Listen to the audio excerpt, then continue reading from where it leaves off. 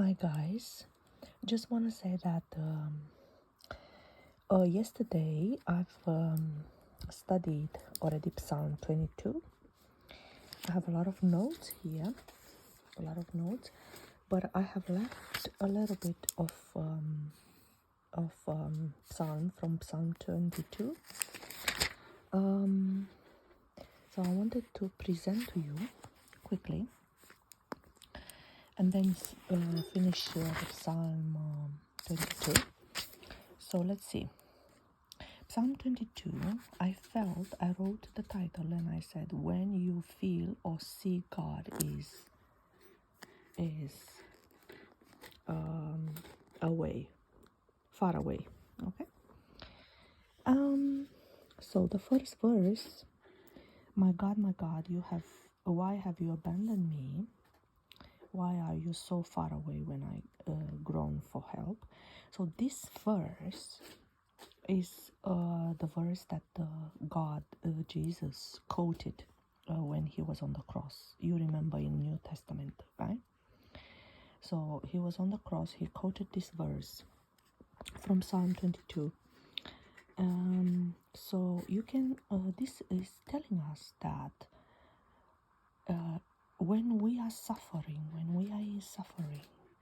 we will think this way. Okay, we will think that God abandoned us. But let's see what is next. Okay, that's my cat doing some things.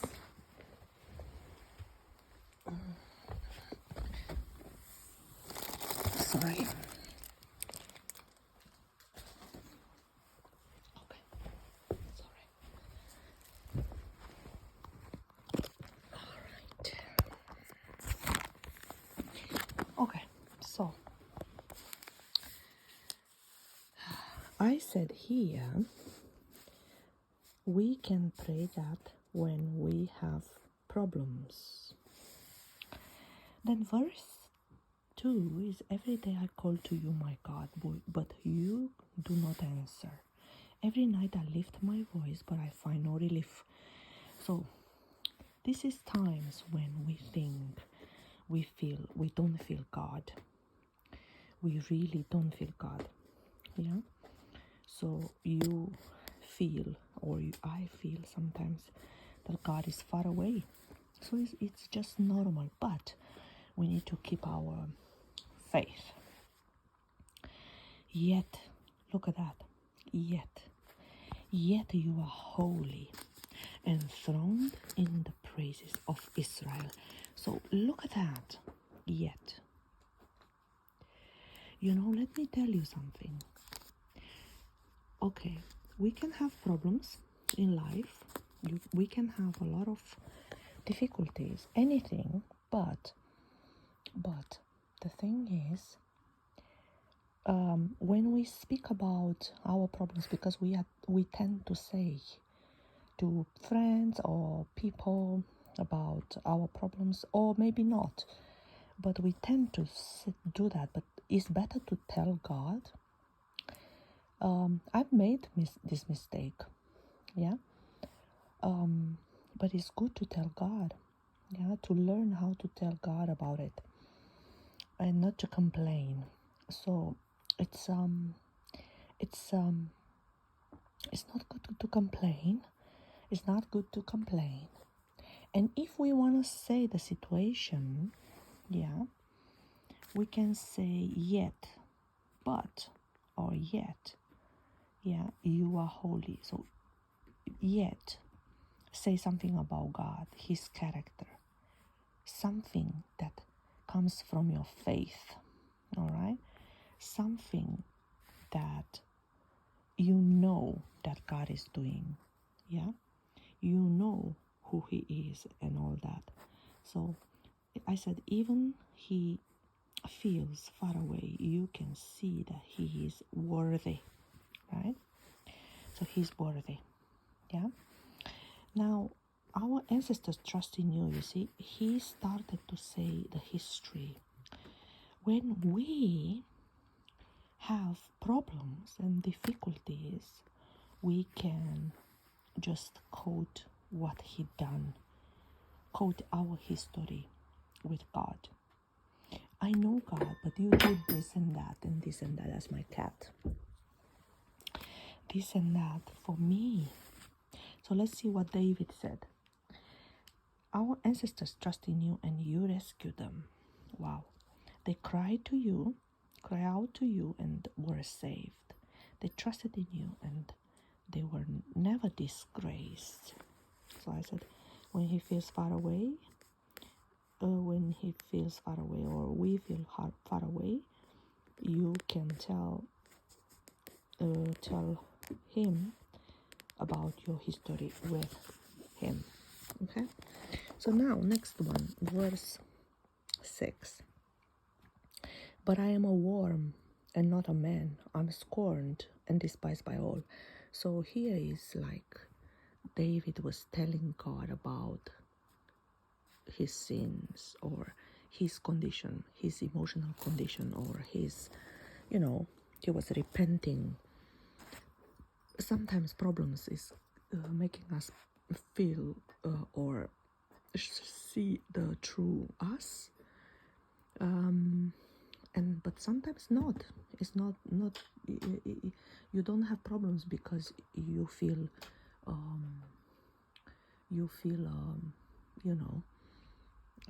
because you sinned. It's not that. Yeah. So we need to let our trust in God be in faith, be tested. Yeah, be true. Okay, so let's see. Everyone who sees me mocks me. They sneer and shake their heads, saying, "Is this the one who relies on the Lord? Then let the Lord save him. If the Lord loves him so much, let the Lord rescue him." So look at this. David is presenting God how they might think about him, the enemies of David, the people. So, yeah. So you can say that this is something that is happening behind the scenes. So telling God about what is in your situation, and how you feel about it. Telling God about what you are going through. So this is something that you tell God about what you are going through. Okay? Now, verse 8 and 9. Yet you brought me safely from my mother's womb. Wow. And let me trust led me to trust trust you at my mother's breast. I was thrust into your arms at my birth. So you have been my God from the moment I was born. So telling God about your faith, about him, about your relationship with him, telling God about his victory on the cross and about what he done in your life, you see. So in prayer, sometimes you speak to God about, you don't know what to speak to God in prayer. Speak about your history. Speak about his character. Speak about your situation. But then say, but I know, God, that you did this and that. So on the cross and all that. So the saying, do not say, stay so far away from me, for trouble is near. And no one else can help me. So telling God about your need for his presence in your life. Okay? So here is, do not stay far from me. So he is recognizing that if his presence is far from him, trouble is coming. You see, when you have the presence of God, when the Holy Spirit is upon you and in your life, the devil cannot touch you because you have the presence. I mean, you can be tempted or you can be, having problems or difficulties. Is normal, but, it's normal. But you will be protected. You will not feel it as intense as if you don't have his presence. Okay?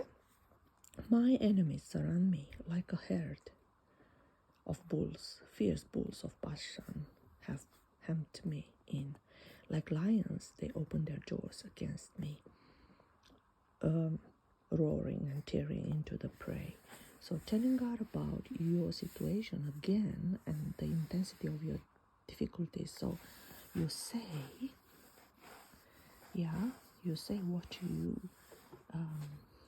what your problems are, okay? And then telling God about everything you go through. So here it is again telling God about your problems. Here telling God about how you feel about your life and your mental and physical health. Here is interesting because it says, my life is poured out like water, and all my bones are out of joint. You see, David was speaking about his life, speaking about his health. All my bones are out of joint. So why is speaking about bones? It's about physical health. My heart is like wax. So it's talking about mental health because it's about my heart, his heart. Yeah? Melting within me, my strength has dried me. Like sun-baked clay, my tongue sticks in the roof of my mouth. You have laid me in the dust and left me for dead. So exactly this, okay? Telling God about how you feel about your life and your mental health. My enemies surround me like a pack of dogs, and an evil gang closes in on me. They have pierced my hands and feet. I can count all my bones. My enemies stare at me and gloat or something. Sorry for my English. I don't know if I pronounce all the words correctly, but I'm trying. So telling God about everything you go through. Yeah? So this is saying to tell God about everything. They divide my garments among himself and throw dice for my clothing. I put orange here. Why? Orange is Holy Spirit. Orange is prophetic. Orange is the fire of God. So when you see orange, it means it's prophetic. So Jesus Christ's prophecy fulfilled in the New Testament. This is one of the prophecy Jesus fulfilled from the Old Testament in New Testament, because they divide the garments, right, among themselves, and you know that. Oh Lord, do not stay far away. You are my strength. Come quickly to my aid. This is interesting because you pray to God. You say, oh Lord, do not stay far away. That means you pray to God. Prayer to God to show his glory. So you need his glory. Declare who he is for you. So you are my strength. That means you need to declare who is he for you. God wants you to say that. God wants you to declare who is he. Meditate on his character, his attributes. Okay? Now, prayer for rescue, and then you say, prayer for rescue, save me from the sword space, spare my precious life from these dogs. So here, he's talking about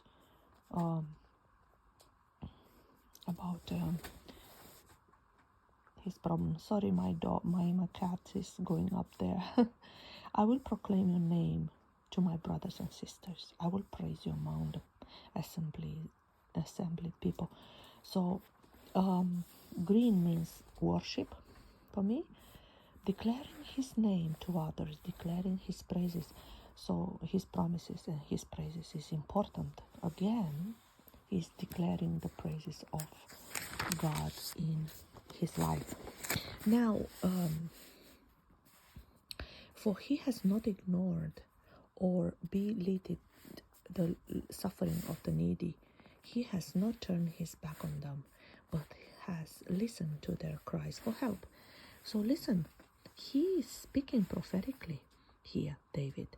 He is speaking what he saw in his life, because he said this because he knows God doesn't ignore the the suffering. So this is prophetic, but this is also become a promise from God.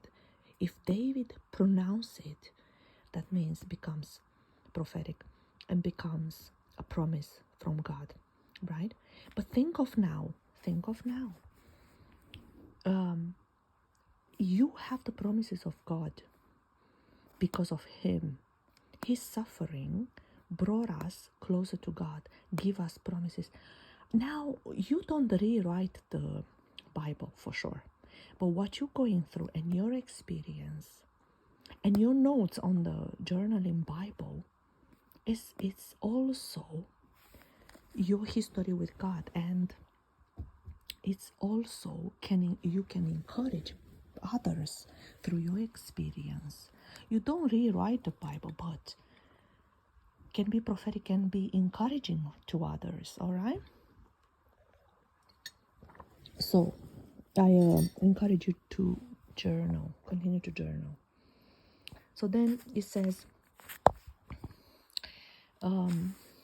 okay, I'm not going to do this video very long. So next time we will study and take notes from this last verses from 25 to 31. So thank you so much for listening this, and so see you and God bless you. See you next time. Bye.